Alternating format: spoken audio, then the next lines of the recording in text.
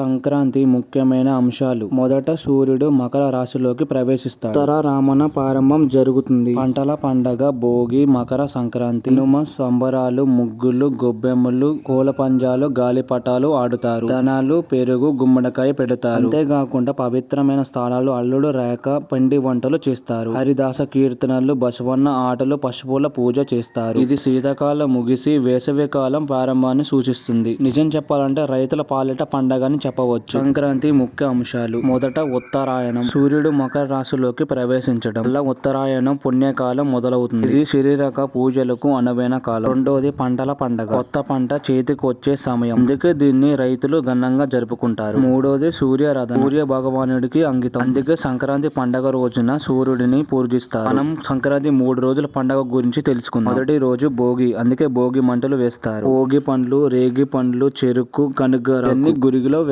ఇవన్నీ చెడుని తొలగించి మంచిని ఆస్వాదించడానికి చేస్తారు. రెండో రోజు మకర సంక్రాంతి. సూర్యుడు మకర రాశిలోకి ప్రవేశించే రోజు. ఆ రోజున పుణ్య స్నానాలు చేసి లడ్డూలు పంచుకుంటారు. మూడో రోజు కనుమ. పశువులకి పూజ చేస్తారు. వాటికి ప్రత్యేకంగా ఆహారం పెట్టి అలంకరిస్తారు. తర్వాత సాంప్రదాయాల గురించి తెలుసుకుందాం. మొదట ముగ్గులు, గొబ్బెమ్మలు. ఇవి ఇంటి ముందల రంగురంగుల ముగ్గులు వేసి మధ్యలో గొబ్బెమ్మలు పెడతారు. రెండోది పిండి వంటలు. కొత్త బియ్యంతో పొంగలు, అరిసె చెక్కలు వంటివి చేస్తారు. మూడోది కోళ్ల పంజాలు, గాలి పటాలు. కోళ్ల పంజాలు ఎక్కువ ఆంధ్రప్రదేశ్ లో చేస్తారు. గాలి పటాలు ఎగరేయడం ప్రధాన ఆకర్షణ.